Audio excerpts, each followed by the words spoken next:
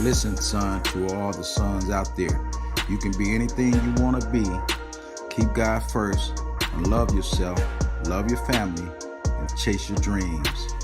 Welcome to the Listen Son podcast. All right, everybody, we back with the Listen Son podcast. Today we have a special treat. It's going to be a good episode. Beautiful men that we're going to converse with today. And I just asked everybody, just get ready. And receive these gems and jewels. And like always, man, just come be a part of the Listen Son family. Like, subscribe, email. We say this every video. It's always some people that forget. Do what you have to do to not miss the good content that's been produced. And I would like to introduce the members, the co-hosts and the guests that's going to be speaking today. So right here, you got my dad, Mike Bond Sr. Go Pack Go. Yep. There we go. And then you have the guest, Earl Buford Jr., and then his father, Earl Buford Sr., my uncle. And then reconnecting with us here shortly, we will have Randy Hogan, who you guys seen very often, my brother, my dad's son, and things like that. So until Randy comes back in, we're going to hold it down. We're just going to get this thing rocking and rolling. It's too exciting to hold on to any longer. If you guys know what it took to put this together, you will be surprised. So, so I'm gonna get into it. I'm gonna let Uncle Earl kind of introduce us, man. Introduce us to the Earl Buford start, the origin. What did it feel for you to be a father, and what role model did you have looking up to with your dad? Well, before you get started, he's a third. He's a third. Oh, he's a third. I'll tell you all that story. Okay. Go ahead. All right, let's see. Like Junior said, I'm the third. My grandfather Earl Henry Buford, and my father, and also me. Let's see. My grandfather died when my father was a baby, and so I never had a chance to see my grandfather other than photos. And so my father was conceived, that he was the only child in this, in that family. So I guess when he met my mother, I guess he said, I'm gonna make up for that. And so he had 12 kids, and he probably would have had more if my mother had lived, because she died at 40 years old. So, she was a breeder. So we definitely had more. But my father, he was a hardworking man. I really, really admire, his work ethic. He worked at an international harvester. He was a crane operator for 30 years, and then he drove taxi for about 25 years. So, I guess with those many kids, you have to make ends meet. So, like I said, so as a matter of fact, when I was 18, I think he got me a job in the International Harvester. I worked there 4 days, and I said, no, this is too hard. Too hard. I said, I don't know how you do it. Right. But, like I said, so I really, really, really admired him for what he had to go through just to, just to keep us, clothed and fed and, and housed. So what I did, I went back to school. I went to vocational school just so I can learn, different trades, because I didn't like, on hand type of work. There wasn't much computers going on, at that time. So anyway, so I went on ahead and I went to vocational school and took all the training that they had to offer, machine shop, blueprint reading. I took all that, just so I can, just make ends meet as well. And I had had Earl Jr. back in 1969, and that was a treat. All right, he was born on my birthday, and that was a treat. That was a gift that keeps on giving. I felt proud. I felt rewarded, and I thank God, to have a son on the first kid, which is a boy, on my birthday. I was, I know God was definitely favoring me. Oh yeah. Yeah, so I went on ahead and I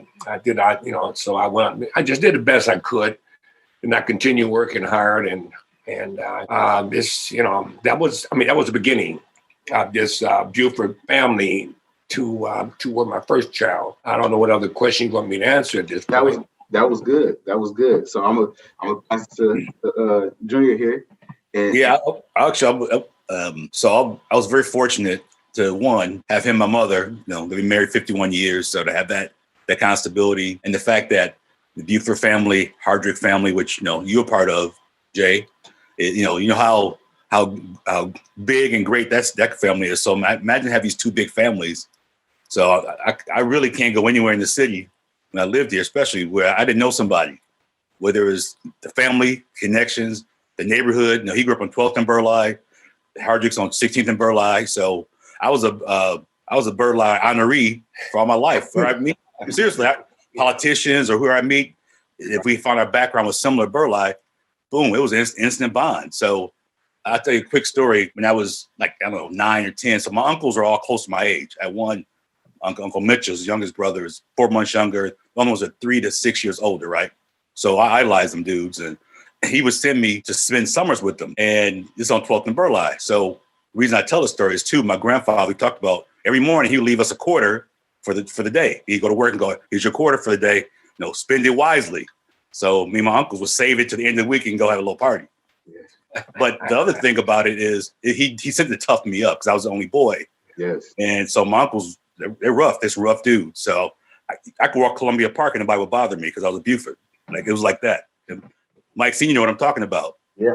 I know. So it was that, but the nice part about it gave me that flexibility to have a solid family, good father, taught me the ways, but he also wanted to make sure I had a little dirt on my fingers. Yes. Right. Yeah. And that ambidexterity is important when you navigate in the world we navigate. So I always appreciate it. My parents always gave me freedom too. They always want to let me go be your person, figure out life, do the right thing, but go figure stuff out on your own. And we're here to guide you through that. So I was always very fortunate. Yeah. Because we kind of grew up together that way. Okay. Was he receptive of the knowledge you was trying to give him growing up, Uncle Earl, or did he have to find out the hard way most? Well, all right. His mother, being a younger lady, she was pretty close to him. She, being a book reader. I mean, she read maybe 1,000 books a week. At least it seemed that way. So other than time he took to play with the boys, his mother made sure he was grounded. And so, because this is what you need to go to that next step or to excel. So I gave him the bronze, and of course, Pat gave him the, the ability to think. Yes, sir. Yeah. So he had a great balance. Well said. I like that. That's exactly it. Yeah. Exactly. Yeah. And I want to ask you one more question, Uncle Earl, before my dad jumps in, because you talked about the vocational knowledge that you gained. I went to Tech. Elijah went there for a little bit. Carl went there for a little bit. And the trades is definitely a unique skill. And I know you have done some things with that. Were you able to stick with that and, make that a passion for yourself as a man? Well, back when I was coming up, that was back in the 60s and 70s. Like I said, it was something. It really was the best. It was the best thing going around. Vocational. Machine. Just working with your hands. That was the best thing going around. And I want to be in competition with some of the best jobs out here, like Alice Chambers, Briggs and Stratton, Maxterlock.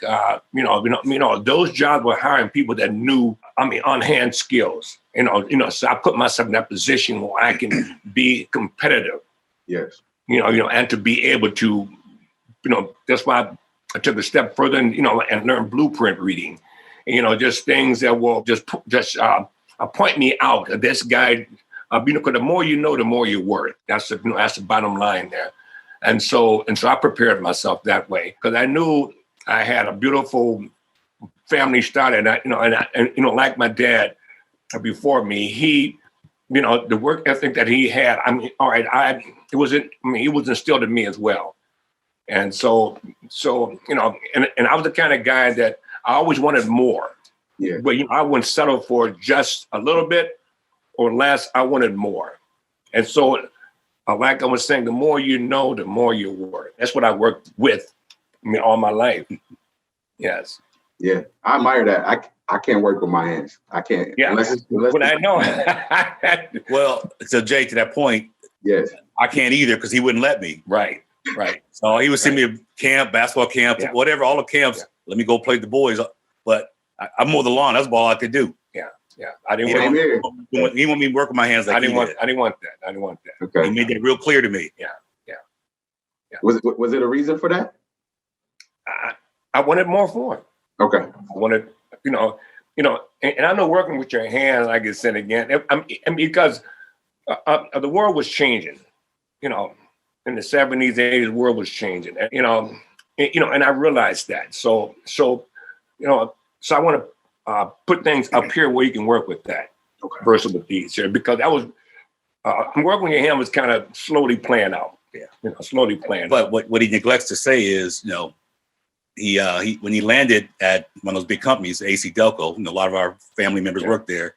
It changed our lives. I always call it we won the workforce lottery, because once he got that 1978, 77, 78, 20 plus an hour job that he lasted for 30 years, that changed our lives. Just like everybody in our family who's had those same lucky experiences to have great family sustaining employment, it changed everything. Buy a house and send your kids to school, private school, whatever. So that was a turning point.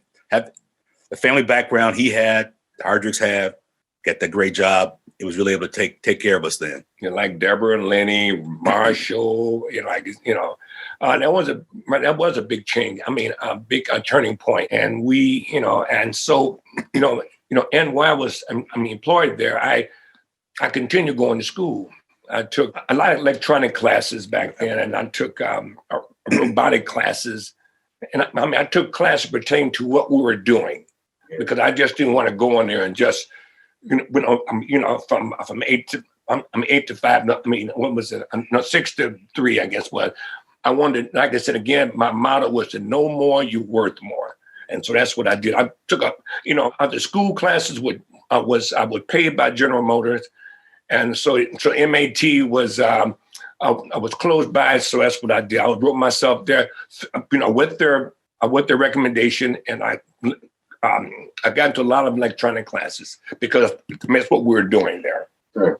And so I definitely made sure that I was up with the big dogs. All right. So I know you got another question, but I'm gonna jump ahead a second, if you're okay. So the reason I got into workforce development, I've been doing workforce development for 25 years, and we'll talk more about what I do, is because of guys like him looking for that opportunity. So I want to make sure that I'm, whether it's in Milwaukee or Pittsburgh now, that I can help any individual, especially men, get that lottery, win that workforce lottery. I want everybody to have the same opportunity that he walked into and that some other men in our family walked into. So that's what I've been doing for 25 years. I will continue to do that. So I want to keep seeing, especially Black families, get that opportunity and continue to grow and thrive. Right. Thank you. We are going to touch on that more. Yep. Go ahead, Pops. Well, this is an honor. Likewise. To my brother, Mr. Earl Buford. All right, brother. To All my right. nephew, Earl Jr. Welcome to the Listen Son podcast. Thanks for having us. This is to Mr. Buford. God make no mistakes. And you came in, when you and I met, I used to pick your brain. It was a time I was hungry. I was young, and you know that. And yes. And you were one of my role models. I want you to know that. Appreciate that. When I first purchased my first home on 48th Street. Yes. You were one that I grabbed and come on, let me know what you think about it. Do you remember that? Yes, I do. Yes, I do, Michael. That's how important that was to me. Yes. Yeah. You taught me a whole lot. So I know you were hungry. I seen that you were hungry. I seen that. I seen that. I tell MJ that all the time. I said, man, just working 2 or 3 jobs, any way you can hustle to get the money. Yeah. Trying to better your life, like you said, and better your family. Yes. And then raising them up to, like Earl Jr. say, to have a good life, Yes. And you taught me, you and Pat, y'all taught me, about family. So my question to you is, could you kind of tell us about the longevity of your marriage? We know that you were a good father. We know that when it comes to, like your Earl said, would you say, Earl, 50 or how many years? 51. 51 years. Too soon. 2 more months, 52. Yeah. Okay. Yeah. So there, I know, and let the listeners know, we know it's ups and downs, but what kept that together? Well, Mike, well, to be totally honest, you got to learn how to compromise. Like I said, when your wife, you kind of get to know her demeanor. You see certain moods. And women, to me, naturally don't like taking risk. They're like so. But I was the kind of guy that I was a risk taker, but I just kind of trying to explain to her what I was trying to do and why. And all right. I'm kind of going off the subject now, but I'm just recognizing her moods and trying to stay on close to the comfortable side where I don't have too much static going on, like I said, but we can't, but we both had family values in mind. We both had family values in mind. So that was the easy part. Like I said, loving her because she loved my family. My father's family, my brothers and sisters, she loved them as well as I loved her family. And so we had that in common. When I came into her family, man, I never had grandparents, and so I fell in love with her grandparents, and her mother and father fell in love with her. And so because I never had that, so I walked in there and I, seen that, and experienced that with them. I said, all right, I hit a gold mine. I was very, very fortunate to hit a loving family that, they cared about each other, and, a God-fearing. And see, my mother, my side of the family, we got, people were gamblers, hustlers, and,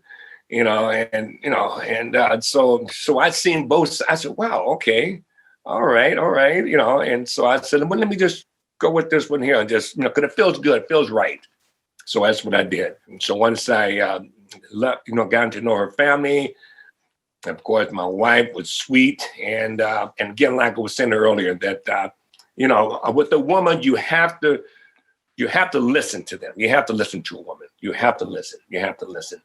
And that's what I thought I was a very good listener. And, because her feelings mean a lot to me. So to answer your question about the longevity, you have to compromise. You have to compromise with your wife. You have to. It's you're not always right, and she's not always right. But most of the time, I let her think she's always right. But yeah. But it was life is good, and I can do another 50 years with her easy.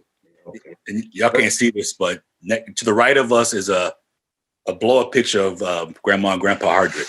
Yes. Oh, there it is. Yeah. Okay. So what better model than those two? Yes. Yeah. So let's air toast to that, to 52 in the cup. Yes. There we go. All right, Earl Jr. Yes, sir. You were, man. You have done some great things, and I know your parents are proud of you. As your uncle, I'm proud of you. You never gave us any trouble, never, not in my presence, Yes. So, We got it. I want to talk about more. I want you to speak on more what you do as far as your job, and let everyone know about that.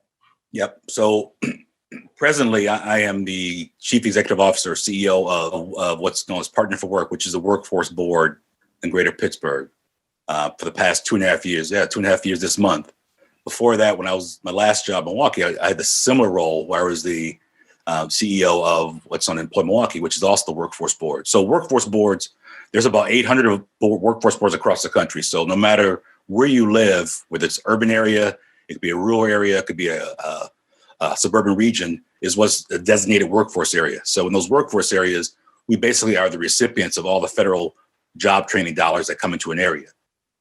So we're actually like a foundation that administers programs like summer jobs for high school kids. My father mentioned training when you work for Delco.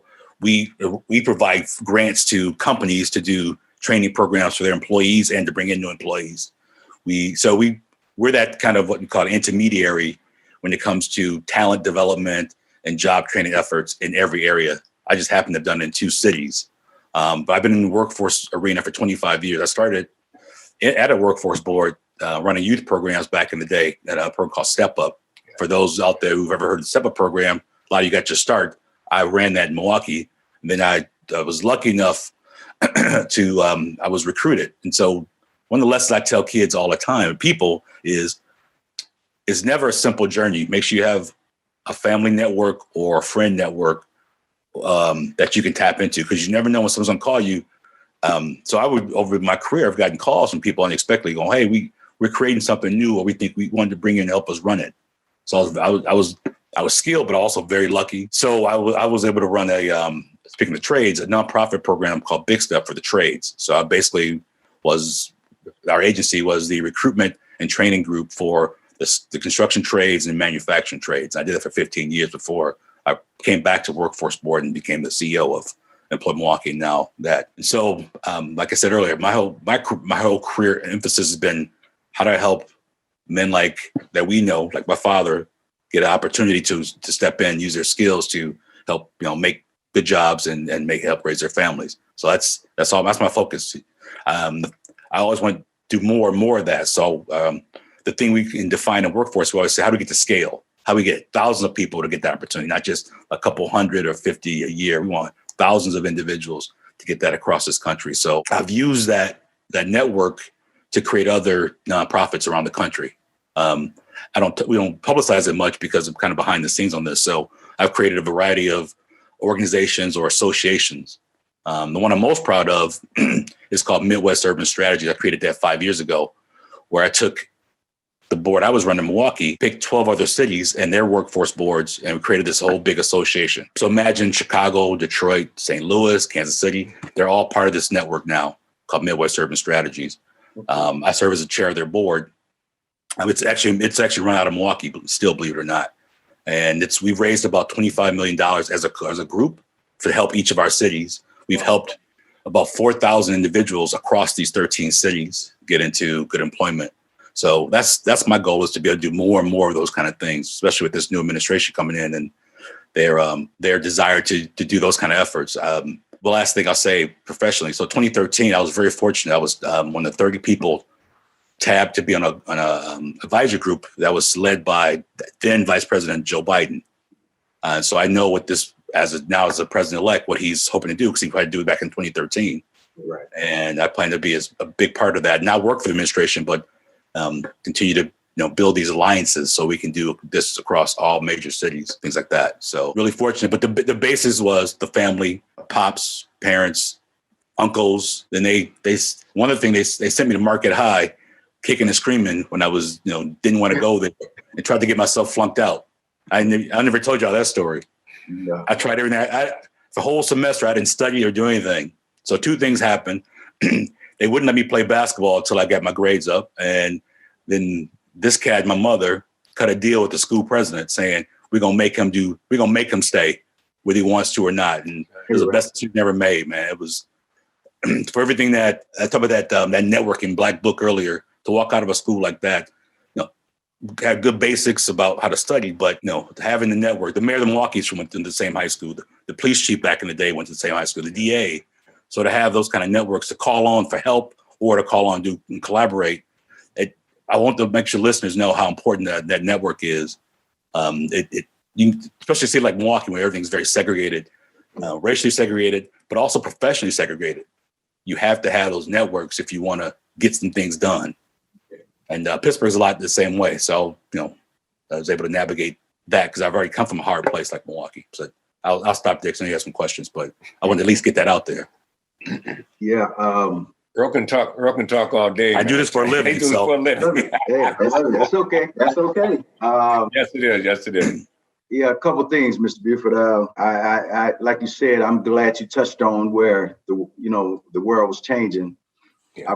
I was teaching Randy and MJ to use your brain, your mind, and I'm so thankful that they're doing great things now. They are. They picked off. But you also taught me about, I was picking your brain about being a landlord. I got a taste of that. So I just want you to tell the listeners what drove you to that direction, and how did that come about? Okay, well, being a landlord kind of fell in my lap. I bought my first home in 1980 and on 39th Street. I bought my first home. It was a duplex. Right. And I worked the property. I did my lawns. I kept the front yard clean, and he just stopped doing that last week. Yeah. Because I just can't sit around. I still got to move and do things. But anyway, I'll get back to the question. There were older white people on the block, and they were retiring in a year or two from the post office, from various jobs in the air, and where they putting in 25, 30 years. And so I would speak with everyone, like I said, they come out and say, well, we like how you did your line, blah, blah, blah. And so they said, well, all right, I'm retiring next month or soon. Would you be interested in buying my property? I said, no, I want to, no. I got my own, Then I went back in the house. I thought about it. I said, okay.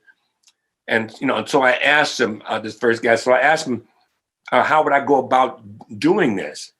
I don't have a whole lot of money saved up. He said, well, I tell you what. He said, I pay for everything. You just sign on the dotted line. And so that's how I got my first home, which was next door to me. A Bill's house? Yes. And I never knew that story. Yeah. Wow.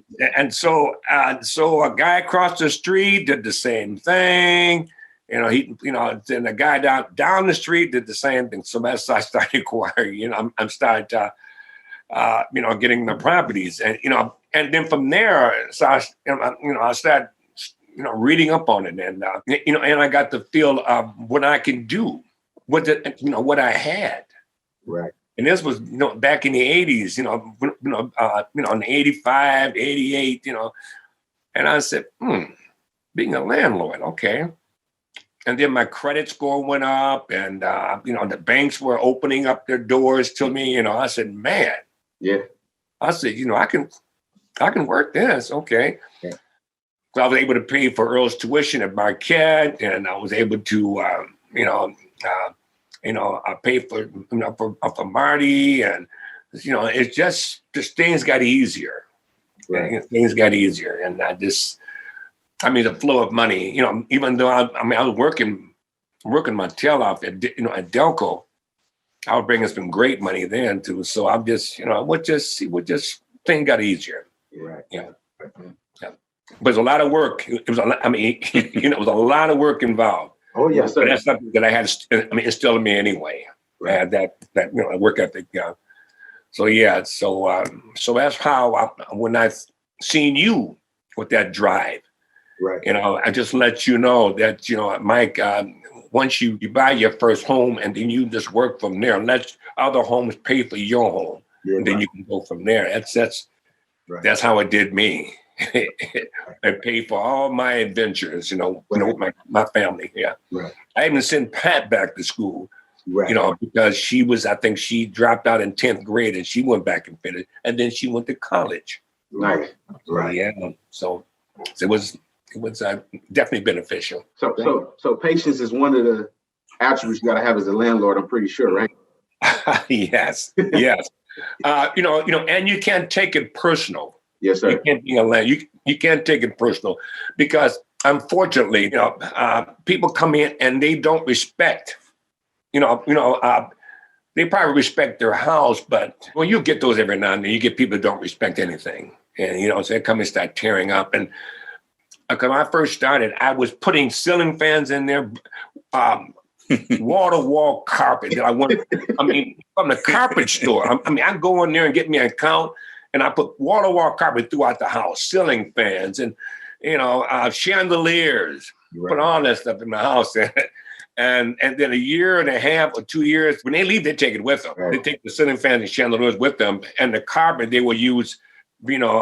Bleach on the carpet. It was a train wreck, And I said, wait a minute. I said, this ain't working out. This ain't working out this way. And so I had to get smarter. Yes, sir. Just put the basic needs in there, and until I see them trying to do better, and then I'll work with them at that point. To the point where, if they needed better employment, he would send them to me. Yes. So we've had that. Yes, we've had that. So we've had that connection where, all right, he's a good tenant, especially a young fella trying to make it or something. He would say, "What can you do to help him out?" So that's perfect. That's exactly what I'm looking for. Yeah. Some kind of dudes like that. Right. Because knowing if I help them help themselves, then I'll be helping get my money every month, with no questions asked. No question. So, That's powerful too, though. That shows the humility too. Yeah. Within you guys, you know what I mean? Yeah. Well, thanks for that. And back to my sons. Well, I want to go back to, because me and Keisha, your daughter, and your sister, we live in a time where it's all social media, likes, retweets, all this thing. But I don't think you can get to 52 years by having the social media type, see us type love. It got to be genuine. So for the people that are questioning marriage or got their feelings about it, would you recommend it? To me, or I know he recommends it because he did it. That's what I'm saying. Would you recommend it? I'll jump in because I haven't married. I'm not married presently. I highly recommend, if you find that person who you can do everything he said earlier about, someone's going to compliment you, someone is going to be respectful to you and you respect for them. Yeah. Someone who has that same base that you have. So I'm still looking for that, but I'm not going to settle because of what I grew up with our grandmother and grandfather, with my parents, seeing other members of the family. If I can't have that, then I'm not going to settle, because there's a formula that I've seen that works, and I want that. Yes, absolutely. Yes. We got to have some type of juicy topic in here. I like it. No, it's funny. When you say social media, so I kind of straddled the line. I grew up before social media, but I've worked in the days of social media. So I had to adjust and learn how to navigate that. So I don't use Facebook a lot because our family more than makes up for Facebook communication. But I'm real big on LinkedIn and more professional networks, because that suits the work that I do, and it also, quite frankly, I don't get too much craziness that way. Yeah, right. Yeah. Well, I just recently gave up my flip phone. So that's why when you asked that question, so I looked at Earl because that's way over my head here, man. That's way over my head. So we got him a new computer and iPad for Christmas too. Oh, so okay. We'll really modernize his world. Yes. But I'm pretty sure knowing that the way I posed the question, you will definitely recommend marriage, and you would just tell us that what to go and expecting the same as you, I'm sure. Oh yeah. Earl, hey, Mr. Buford, don't feel bad. I held on to my flip for a long time too. And Maya and MJ, Randy, Pop, deal with technology. Yeah, that's my family too. Hey, my flip was doing well. Was technology, was I just being stubborn because everybody else wasn't doing it? A little bit of that? Probably both. My view was, if I had a phone where I can call out or receive calls, I was fine. Absolutely.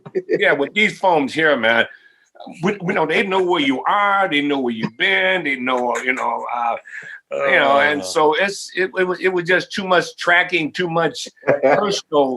I don't need all that. I said, you see me when you see me.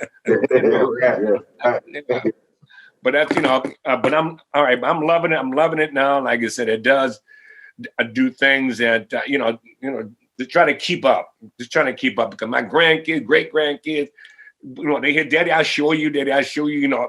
Ask my great grandkids. Said, Daddy, I show you how to do this. I show you how to do that. And so I do have to move with the time. I just can't stay in the dark ages. I have to move with the times, in order to keep up. So. Your stock went up with the grandkids. What's that? Your stock then went up with the great grandkids. You cool granddad now. Yes. yes. And so I don't do Facebook yet, like I said. So I'm Marty have me logged in, but I haven't done that. And I'll be gone in 2 years. So Facebook will be over in 2 years. So. I know. We go to something else. We Right, exactly. But I'm long as I got my kids, they show me out. Yes, sir. absolutely. Yes, sir. Yeah. Because I want to compliment you too, because as I was coming up, I know Big Step and Partner for Work and Work for, that was stuff that a lot of kids were taking the opportunities of and being a part of those programs. So I know you go off of scaling and things like that, but the magnitude of what you put into it, you got to hear these flowers and these roses, man. You did tremendous work for people. I've seen it firsthand. Well, I appreciate that. I think the best, being on national appointments, all that stuff is great. But when I walk through a grocery store or see somebody who I work with or somebody who's done their program, that's when it becomes real. Yeah. Thank you for this, or that's you can't get a award better than that, because that was the goal, is to be able to help people to move to that next level. Yes, So I always say I can judge the economy by our family or by family and friends. So if I go to an event around a holiday and somebody asks for a loan, then times are rough. If somebody said, "Let me buy you a drink," because let me buy you something, things are good. That's how I gauge the economy. Yeah, you're right. Yeah. Right. That's good. That's good. You talked about two. I'm gonna start using that formula myself. You talked about two things, man. One where you didn't want to go to Marquette. And these great men right here know what's best for us before we do, and things like that. And then you took a move to Pittsburgh, away from the family. How can we talk to the viewers and the young men who are reluctant, all of us, about taking opportunities, that's not in their inner circle, in their environment? What can we say to those young men? Great question. Well asked. So my Marquette High experience, because I was 12, I was 13 when I was in high school. I discovered girls, and it was all boys school, and it was all white school, and all the stuff that goes with that. And I just didn't want to do it. I just had him. My partner also went there. We both were like, I don't want to be here. So we did everything we could to sabotage it. But when my parents, and that just came down to me, but they formed an alliance with the school administration. You know what I'm saying? They didn't just like, all right, we're gonna ground you, or you're gonna take things away. They said, we're gonna go over your head, and cut a deal with the school president, who, I know him from Adam. I knew of him when he's talking to me every day, like, you're gonna see your teacher after school, right? Yeah. Why you ask me that? Because you're gonna do that, right? Yeah. So that's why I knew I was trapped in a good way. I was like, okay, how well loved can you be, where not only are they gonna pay for me to go to school, they're gonna make sure I'm successful, and make sure everybody around me, around that place, knows that to keep an eye out for me. Right. So that kind of how village building, you can't beat that. So you might as well embrace it. That was one. And Pittsburgh was just one of those opportunities that, as much I love Milwaukee. I love my city. I love my people. I know its faults. And I thought I'd done as much as I could. And what I mean by that is, for all the great programs we had done, for all the money we raised, I didn't feel like I could go any higher, because when I talk about the segregation of Milwaukee, I don't just talk about how the neighborhoods are. I talk about the segregation of how people work here. So think about this: the education community, to the higher level, are all in one corner. Philanthropy, public-private foundations do their thing over in the corner. You got the corporations doing their thing in the corner. So I feel like I could never crack that ceiling to get that scale I talked about wanting to do. So I wanted more success and more people affected. So when Pittsburgh came a calling, again, that was a lateral move. I'm doing the same job there with more resources. So when they recruited me, they said, well, we want someone with your background to come help us regionally do what you've done. And we pledged that all our colleges is going to be a part of the deal, all our philanthropy, resources on the table. So everything I couldn't completely get here in Milwaukee, they put on the table for me. And so it was hard to pass that up. Hated leaving the family, but we can always travel before COVID. So I was coming home a lot anyway. So I don't think we missed. They came to visit, so that part was easy. Gave me a reason to leave the city every now and then. Yeah, exactly. But so people always ask me, well, what's the difference? You like Milwaukee or Pittsburgh better? And I said, well, I love Milwaukee. I like working in Pittsburgh right now because, give you an example. So Pittsburgh has major colleges there: Duquesne, Pitt, Carnegie Mellon, Robert Morris, big universities. Milwaukee, Marquette, Milwaukee, UWM. I've only worked with one college president in Milwaukee. I work with every major college president in Pittsburgh, and they sought me out to work with them. Wow. So that, what I'm saying? And then the same flip side, you got Bader Foundation here, which is a good friend, Greater Milwaukee Foundation, things like that. Pittsburgh, I got 8 foundations I'm working with. Again, they wanted to work together. So just a bigger platform to do more, to get that scale I talked about. So it was that simple. That's why I did it. Yeah. It was the right time, the right situation. Will I come back eventually? I hope to come back to Milwaukee and finish the work we started. Yeah. But at this time in my life, it was the right opportunity to do more and affect more. Yeah. Another thing that made it easier for Earl to make that transition is because, like I said earlier, we gave him a lot of freedom. We checked on to make sure he was doing the right thing, but we gave him freedom. Like when he went to college, when he stayed, in an apartment around a university, and we would go visit him. But Earl had a lot of freedom. So to be able to make that transition to Pittsburgh, because of the freedom we gave him, allowed him to not be homesick. Dad, this is Mom, this is something I need to do, or the opportunity is greater here, and I can help more. Like I said, brought a stage. So that helped him. I believe that he didn't mention it, but I'm sure that helped. Definitely. To not be afraid to move on. I think they gave me a foundation to make good decisions. It wasn't always perfect. I made like anybody, I made my share of things I won't do twice. Yeah. But they gave me that confidence and that freedom and that infrastructure. Just like I know Mike Sr. MJ went off to school when he succeeded and he came back and he's doing even more. So you gave him that base. I was so proud of Mike. I was so proud of you, Mike. I was so proud of you, man. Like no, not you, Junior. Senior. And then we came to you. What you succeeded in. But Mike would come to me and ask me questions about how we can make it better for you. How we can, what do he need to do to help you help yourself. And and I really looked at, I really said to myself, man, I said, Mike, he's going to be okay because you feel the way you feel. Like I said, so Junior's going to be okay because you're always a good kid. So, and we always seen the drive in you. So I said, Mike, he's going to be okay. He's going to be all right. No, he's going to find himself and he's going to be okay. So, so I'm very proud of you, Junior. Now I'm talking to Junior now. Okay. Proud. See, a lot of people didn't know that, and the reason those questions was asked is my dad. I wasn't raised with my dad. I didn't know my dad until 25 years old. So, I had to watch people like yourself, my cousins, my uncles, from afar, and teach me how to be a man and teach me to have that hunger and that drive and that, and so the passion was when I had kids plus a son and raising 2 sons, which Randy, they gave me passion to that drive, to make them be the best men they can be, and Maya be the best young lady she could be. Yes. And that's why those questions was asked. I had that passion. I thank you for your advice as well. Yes. And it showed, Mike, and it showed. Your action was definitely louder than your words. Your action was louder than your words. Right. Yes. One of the best things he told me to help me make, decisions. I'm pretty sure you guys shared this with Earl too. Is everything's gonna be here. When you get back, the same people. Okay. So good. And he told me my first year, because I was debating, or it was probably my second year in college when I was debating doing winter courses right after the new year. The next day I had to go do winter courses. And he said, the next time you home, as you leave today, as you're talking to everybody, just take a mental note of how everybody is, what they're doing. And when you come back in the summer, see if they still doing the same thing. That's right.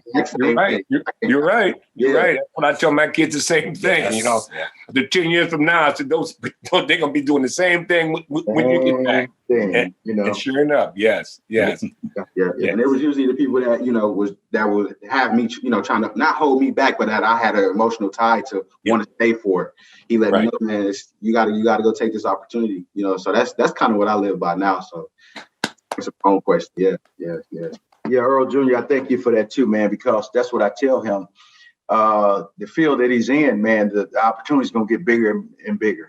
So hey, like you said, before COVID, we could come to you or you can come to us, but that'll give us a reason to come to you. So go and do what you got to do, man. We're here, and with the technology, and here we are. Here we are, So, you don't have to be stagnant. You don't have to do that, man. Go explore, So yeah. So this June, this June, this not June. Yeah. I want to hear some memories, that you guys shared. For me and my dad, it was always watching the Packer games. When I first went away, that was foreign to me, watching it in my dorm room. That was weird. Or, for instance, I believe one Rose Bowl, I watched it with you in your apartment. So if it wasn't with my dad, it was usually around family. So watching it by myself got kind of, it was kind of weird. So what are some memories that the Buford man? I'm gonna go way back. He made me remember this. So my mother, I don't know how old I was, but my mother was working, and my dad wasn't much of a cook. He just started cooking late recently. He made some French fries the first time ever. So not the first time, but first I heard about it. But anyway, Right. I'm getting off course. Let me get back. Let me pull it back. Right. So he would have to watch me, and we would go have burgers at Cops or Pig and Whistles, which is a big place. Mike Sr. at Pig and Whistles. He would take me and just to go out and get a bite to eat, and then we'd watch movies together, whether it was silly movies or I remember watching Bruce Lee and Cheech and Chong with him. Them kind of movies. Them kind of just that.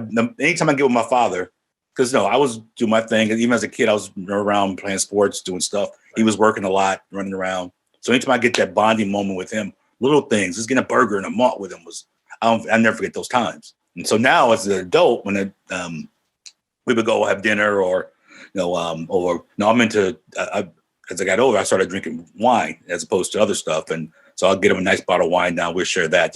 So those kind of moments are the ones I really, that's why this is so important that we had a chance to do this together. Yeah. So those are the things that I've always cherished memory wise. So those are ones for me. It was just, I don't know. I'm gonna give Uncle Earl some time, but okay. I got you. But I like what you shared because it was nothing too big. It was not. It was little something that you guys all did, or that you saying like a little bottle of wine or malt or shaking. That's nothing too grand. Boy, I do have a big one though. So then when I started, I traveled for work a lot before COVID, like just a lot. And so I took him one trip. I had to go out to LA for a trip, and I said, "Pop, let's go with me." And we spent almost a week out in LA together. Man, that was nice. We stayed. That was nice. Yeah, we stayed on Sunset Drive and went to like the Comedy Store and did all the big things you could do. Went to the Beverly Hills Hotel and all the things. So that was a big moment for us. It was just us. Yes. It wasn't because we traveled with my mother involved and my sisters, but this was just he and I.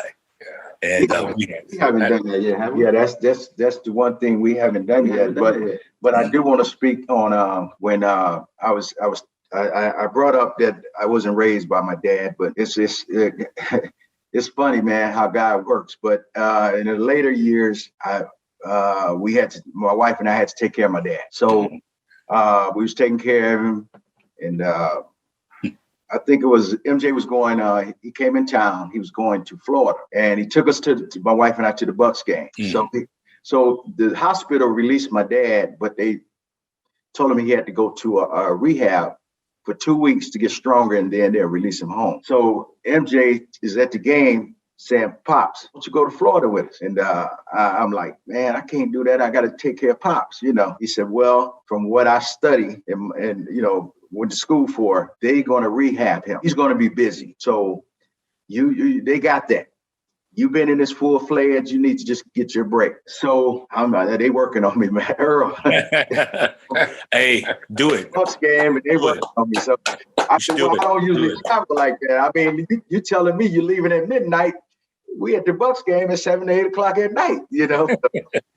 So grab your bag quickly. Let's go. Yeah. He said, "Hey, all you got to do, let's go." So Let's go. Then my wife, she got involved, and oh man, they double teaming me, man. And she was saying the same thing. She was like, "Mike, we've been doing this, and the hospital was telling me to, you're a caretaker.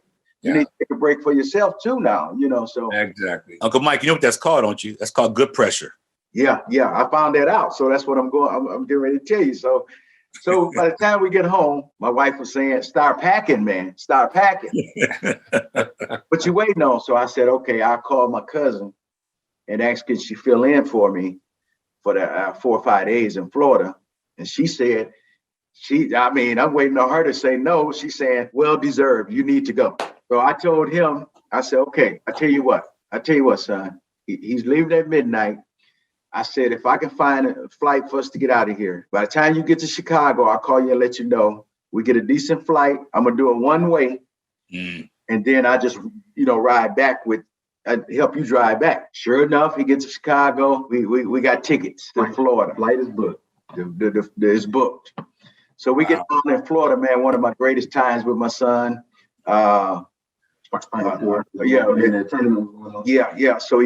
he takes us out to dinner, the wife and I.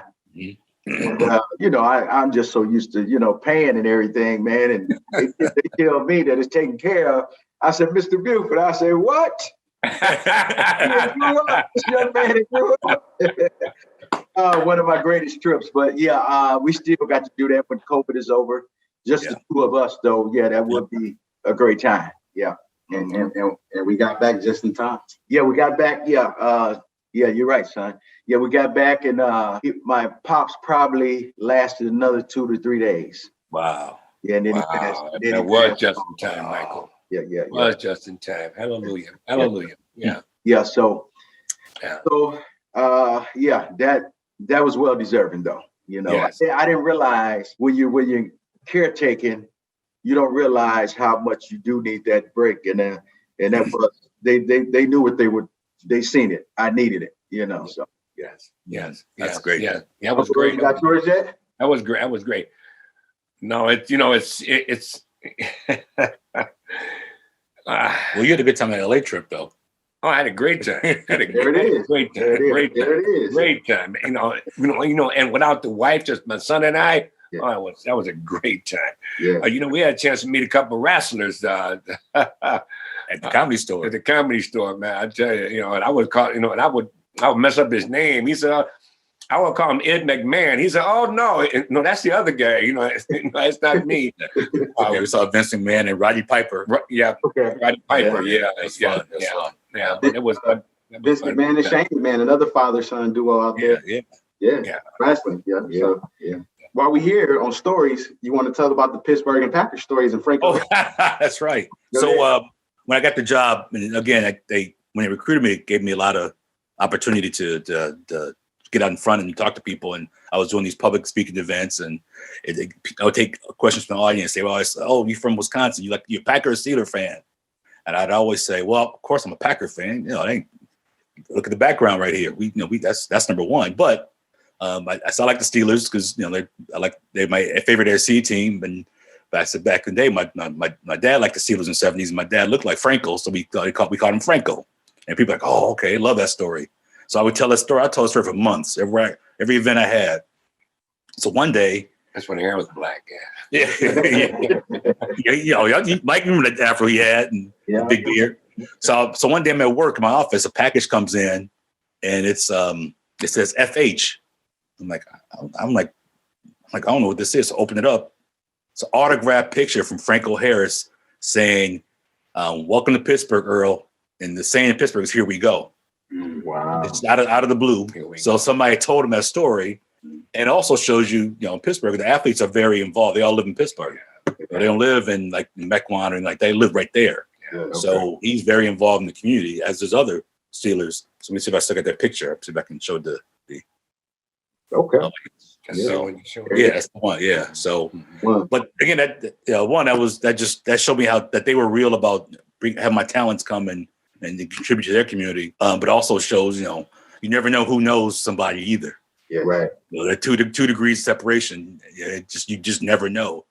So that also drove me to stay on a good path too, because in our big family, I'm switching gears, but our big family here in Milwaukee, I couldn't get away with anything. So he would find out, my mother would find out, grandma would find out, somebody would find out. Yeah. And so it's like you might as well just keep it to yourself and keep it straight because they're gonna get you. Yes, yes. So we winding down, you know, and we can go on for all four of us can go on for all day if we could. It can be a part two in the near future. It can be a part two, man. Oh, it's got to be a part two. We got they're gonna command that we get you guys back. The people are gonna say get you guys back. What I took away from it, because I'm always trying to make sure that I maximize time, just like we should all of us do. Yeah, Bro, hit it on the head. The more you know, the what were you saying? It was saying you said 3. The more you know, the more you're worth. The more you work. There it is. So if you ain't take away nothing else from this hour of us talking, definitely for you young men that are watching, the more you know, the more you work. Take that to the bank with you. Like I said, email us, comment on us. If you have more questions for them, get it to us. And we're thankful. I just want to say how proud. My father said the same thing. How proud we are to do this with you two gentlemen. Yes. You know, Mike Sr., you know, you've always been just a respectful and just supportive. Just we love you for that. And my little cousin here, I'll never forget the day when he was at Tech. I was actually on the school commission, and I was working real close to the principal, and she was always, you know, Ms. Bloyer was always talking about how much she loved. Didn't know we were related at first. You finally figure out, and of course she went out. So I still talk to her, and she always asks, and she talked to you all the time. She always asked me about you, and she asked you about me. So that was a testament to, again, that you never know who knows who. And hearing about my cousin through another reputation source was real proud moment for me. Thank you. So the way we always end the show, and either one of you could take it, but I'm gonna give it to Uncle Earl first. If you want to do it, it's the Listen Son final two minutes of the show, where you just give a message to your son Earl here, or to all the sons across the world, whatever you think they should know. You just say, listen, son, and you just give them whatever information that they need to be successful or have a good life out here. Okay. Well, young men, for those that are watching and listening, you have to not limit yourself. You have to strive for the sky, the stars, as they say. You know, a lot of guys just settle. A lot of children just settle for, you know, just to make it, just to make it by. You know, you have to want more. You have to want more. And I'm very appreciative of my son here.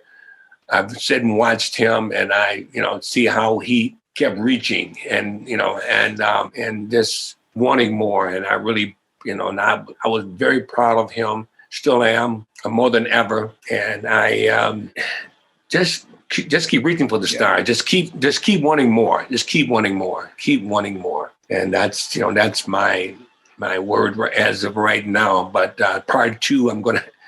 I now know what to expect. I got a lot more to give, but right now that's pretty much it. And I love you two guys, man. That's powerful. Thank you.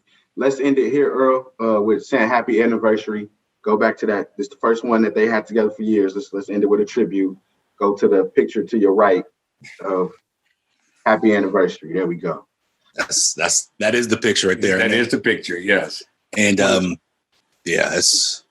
that's I think for all four of us on this that those are the beacons and the model of what you want to be. They were together forever, raised really all of us. Yeah, all of us. And all of us. And they did it the right way too. Yes. They live clean, they love clean. They never stopped striving. You know, Granddaddy Hardrick, you know, he was the ultimate hustler in the most positive way ever. You know, he worked the factory. He was a pro wrestler. For those who don't know that story, Jay, I don't know if you told that story to everybody yet.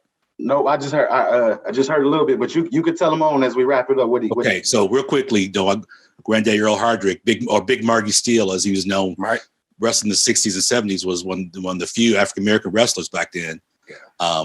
And he always say, I had 10 kids to feed, so I do what I had to do. So he worked in the factory during the day, wrestled evenings and weekends, and just use that to launch this great family that we're all a part of.